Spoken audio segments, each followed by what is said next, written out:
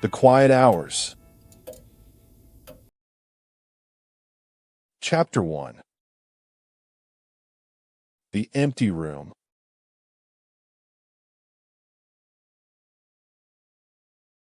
I moved into my new apartment with a mix of excitement and apprehension, leaving behind the cacophony of college life for the promise of solitude in a small town nestled between two vast forests. It was supposed to be a fresh start, peaceful hours spent writing by day and moonlight, crafting stories that would one day captivate readers like my idol Stephen King. The building's facade wore an air of antiquity, its walls whispering tales from the past as they creaked with every breeze that swept through the streets. My roommate, Sarah, had warned me about strange noises at night, but I dismissed it as mere myth. On the first night, however, I woke to a disorienting cacophony, footsteps scurrying across the floorboards above mine, heavy breathing from outside my bedroom door, and muffled voices that sounded like they were coming from within the walls. These nocturnal interlopers vanished with dawn's light. As I navigated the musty space, one room in particular piqued my curiosity, a small chamber tucked away behind a sliding bookcase. It was unlisted on the lease, not mentioned by Sarah or the landlord during our viewing. Dust cloaked every inch of its surface, and a thick layer of grime encased each photograph plastered across the walls. They depicted people I'd never seen before, lives lived long ago. In the center, an old journal lay open on a worn velvet couch, pages fluttering in the breeze from my door. The writing was erratic, scribbles and ruminations that spoke of an anguished soul. Why am I still here? Time is fluid. No escape. The author's name was never penned. Sarah swore no one had occupied this flat since her aunt, Edith, had left it in the 80s. But the journal belonged to someone else, a person who vanished years ago, swallowed by time. Intrigue fueled my nights as I devoured the entries. They spoke of an unseen presence that watched from shadows and heard voices only they could, whispers telling dark tales. A chill crept up my spine when realizing every incident described these same occurrences in our building today. Dreams became a blur between reality, filled with the sensation of being chased. One night, I woke with a start as something thudded against my door, then retreated. The photographs began to change, faces leering at me through the glass. Days blurred into weeks, and research was futile. No mention of Edith or her tenant in records. But that journal, it was as if history chose me to understand its plight. I started writing back, hoping to bridge the gap between my life and theirs. It didn't take long before vivid nightmares plagued sleep, and during waking hours, the room's door felt heavier, as though something resisted my touch. Pictures fell from walls at night, faces screaming silently in the moonlight. A local historian invited me for tea, a man named Silas, and hinted about this tenant without directly speaking of it. "The house eats its inhabitants," he said with a knowing glance. I left, both relieved and more perplexed. That evening's silence was broken by an insistent tapping, rhythmic and close. In my room, the closet door creaked open on its own. Behind it lay a space that didn't exist, a secret chamber filled with relics from another era. Old books bound in black leather adorned a shelf, alongside newspaper clippings from the 1970s, missing persons cases in this very town. As I reached for a tome, a breeze carried pages from the journal to my feet, revealing an article about Edith's disappearance, the tenant of old. She who wrote these words? Or did they write me? In the heart of darkness, where shadows thrived, I heard those same whispers, words that now felt like commands. Find me. The room pulsed with an eerie glow, calling my name.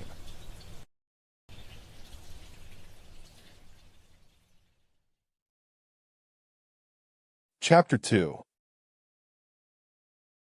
Shadows in the hallway.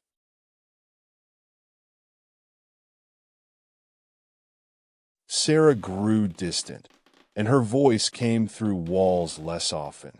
Shadows seeped into every corner of my apartment when night fell, thickening the air.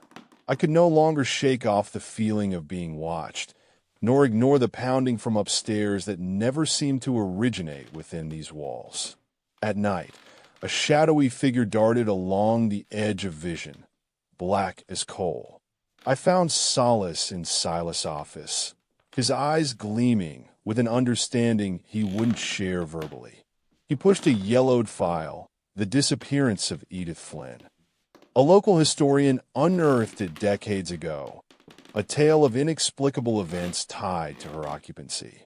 On my return, the closet room had expanded, its edges blending with mine now, and the tapping intensified. One evening, I braved the darkened space. Shadows coalesced before me, morphing into Edith's face, mouth agape in silent pleading. An envelope awaited beneath a tome, a single photograph of myself. My eyes reflected back from the picture, and I fled to Sarah's apartment. She was gone. Dawn broke with neighbors whispering about an eerie glow emanating from my flat. Outside, I found Edith's journal entries detailed her obsessive hunt for answers, driving her into madness. Yet these were my memories now, a blend of fact and fiction. The historian spoke cryptically. It feeds. In the evening, Sarah's door creaked open again, revealing only darkness. That night, beneath the closet room's light, I found artifacts from a bygone era, blood-stained instruments, antique keys, a journal belonging to Edith Flynn. As I opened it, writing in elegant script danced before my eyes a message. I've been waiting. Shadows coalesced behind me. A presence materialized as Edith's face solidified into that of an old man with sunken eyes and twisted grin. His hands gripped my shoulders, bone cold, and he whispered, "It's not just the hours between dawn and dusk you should fear."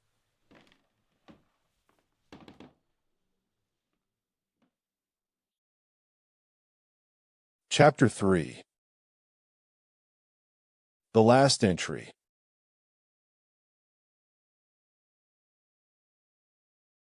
Silas revealed my connection to Edith Flynn, each tenant succumbing to the house.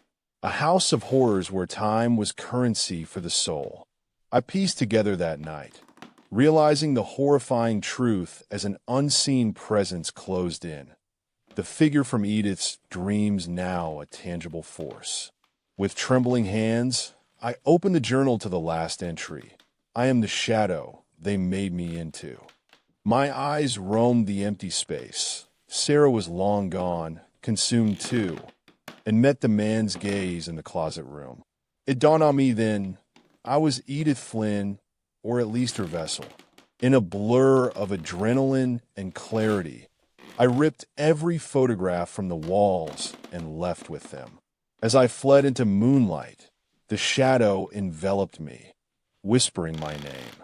A car screeched to a halt before me. Sarah's frantic face in the passenger seat, gasping for breath. I took her hand, breaking the hold of the presence that bound us all, a silent agreement that only served one purpose, the never-ending cycle of tenants and darkness.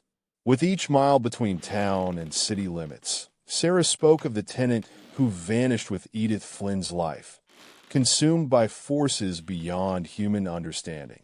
The house had erased her identity to ensure my arrival, its next meal. I was a story meant for its pages, a dark chapter in its twisted tome, and I aimed to survive this final draft. We fled under an unforgiving sky, and it wasn't until the city that I found peace. New lives, new names, and Edith Flynn's fate sealed within me no more.